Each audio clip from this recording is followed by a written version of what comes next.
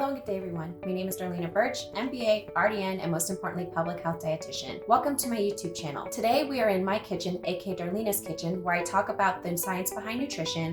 One, because I'm a dietitian, and two, because I was forced into a chemistry minor. But who's bitter?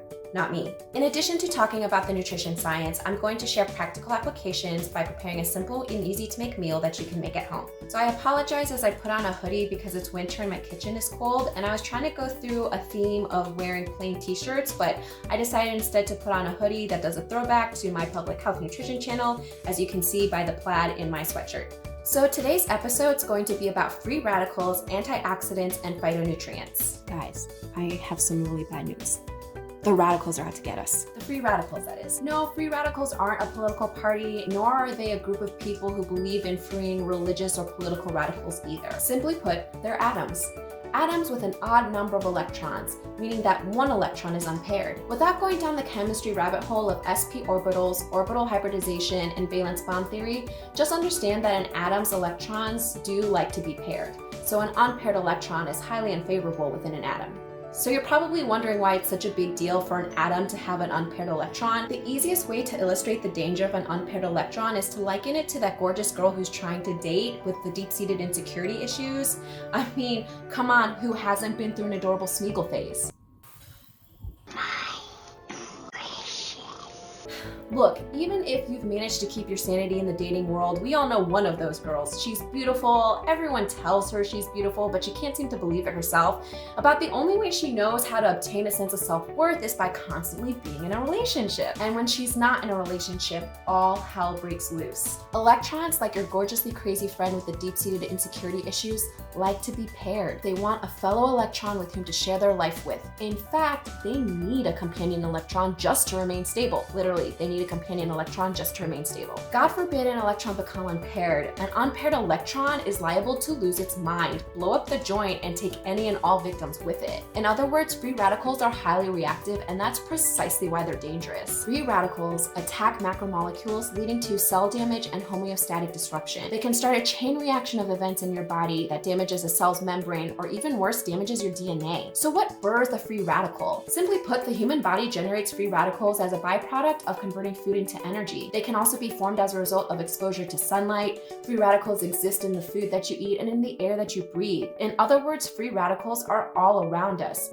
They're everywhere, man. So how do we combat the radical enemy?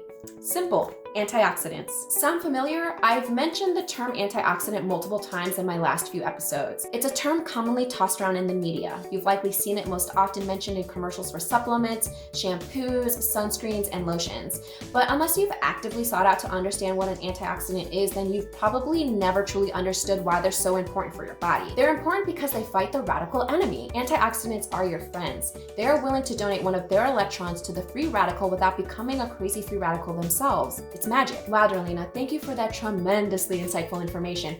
Where might I locate some of these powerful antioxidants that you speak of? Eat your fruits and vegetables. They contain plenty of antioxidants. In my last few episodes, I've mentioned multiple nutrients that either are antioxidants themselves or have antioxidant effects on the body. In episode 2 of Darlena's Kitchen, I mentioned that methionine has antioxidant activity and how the non-essential amino acid cysteine is a component of the antioxidant glutathione. In episode 4 of Darlena's Kitchen, I mentioned how vitamin C and vitamin E operate as antioxidants, while vitamin B1 and vitamin B3 have antioxidant effects. I also mentioned how the micromineral selenium operates as an antioxidant as well. Ultimately, antioxidants are substances that prevent damage to cells from free radicals. A balance between antioxidants and free radicals in the body is actually very important for health. If not kept in check, free radicals can lead to cell damage, and they're actually linked to a variety of chronic diseases. Okay, so I've touched on free radicals and antioxidants, so now I'm going to transition to talking about phytochemicals.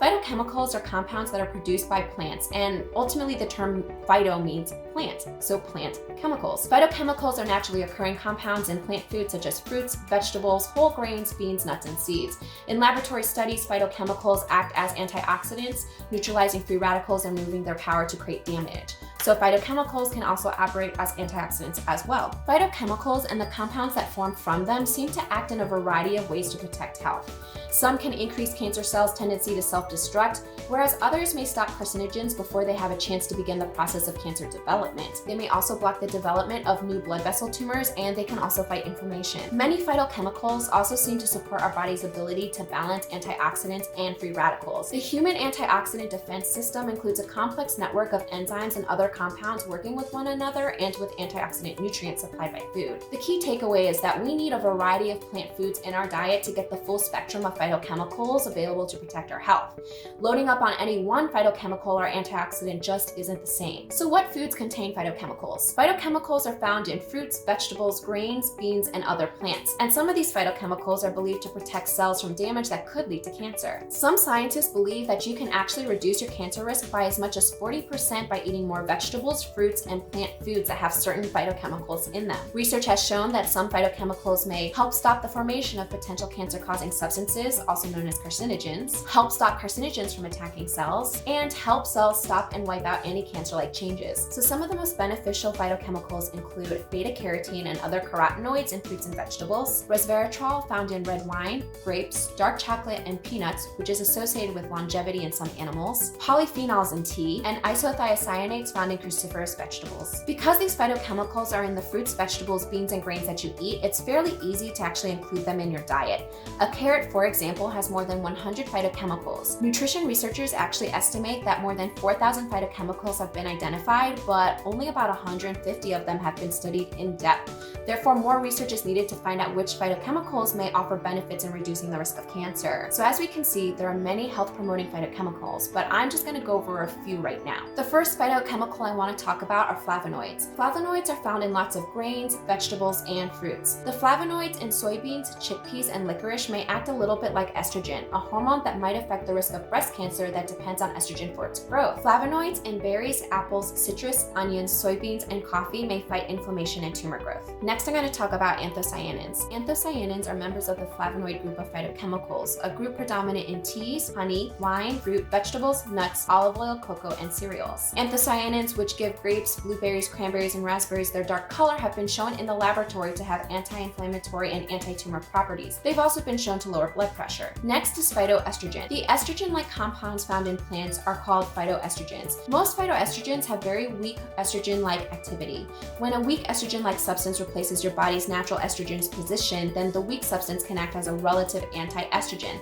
By acting in this way, phytoestrogens might help work against breast cancer that depends on estrogen for its growth. However, phytoestrogens are present in small amounts in foods. Next is carotenoids. Carotenoids in red, orange, yellow, and green plants may inhibit cancer growth and cardiovascular disease while also boosting immunity. Sulfides, which are found in garlic and onions, may strengthen the immune system. Sulfides and thiols found in onions, garlic, leeks, olives, and scallions may also help to decrease LDL cholesterol. Isothiocyanates in cruciferous vegetables such as broccoli, cabbage, and kale may help protect against cancer and cardiovascular disease. Quercetin in apples, onions, and citrus fruits may help decrease inflammation and blood pressure. Terpenes found in cherries and citrus fruits may help slow cancer cell growth and fight viruses. Now, much of the evidence regarding the effects of phytochemicals comes from observing people who eat mainly plant-based diets. These type of people appear to have markedly lower rates of certain types of cancer and heart disease, and some of the associations between specific phytochemicals and cancer risk reduction are very persuasive, but ultimately,